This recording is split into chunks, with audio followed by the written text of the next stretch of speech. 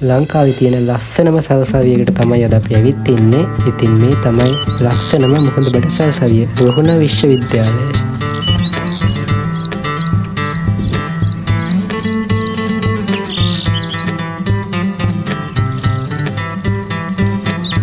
ඉතින් අපි වැස්සම ගොඩ වැදුණා රුහුණ විශ්වවිද්‍යාලයේ සුන්දරත්වය බලන්න.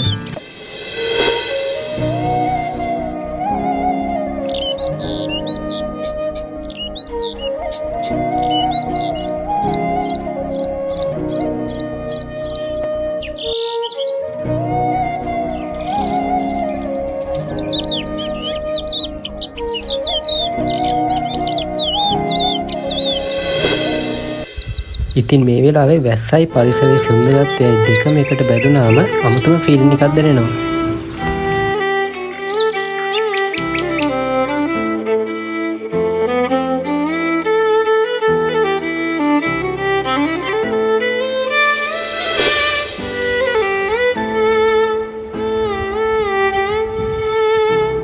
මෙයාලා මේ පරිසරයේ හැමතැනකම වගේ දකින්න පුළුවන්. ඒ වගේම විශ්වවිද්‍යාලයේ ලස්සන මෙයාලා නිසා තවත් වැඩි වෙනවා.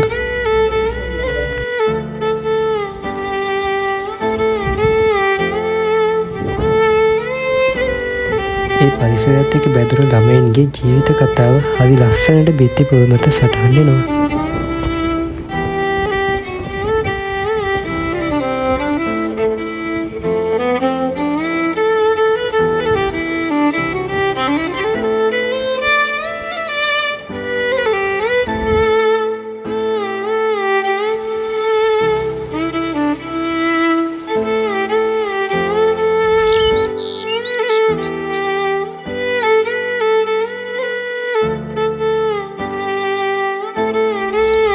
ඇත්තටම මෙතන ඉඳන් බලද්දි මාළම ලස්සනට මුහුද පේනවා. මේ ගොඩනැගිලි දිහා බලද්දි කැම්පස් එකේ අතීතය ගැන ගොඩක් කතා තියෙන්න ඇති කියලා අපිට හිතෙනවා.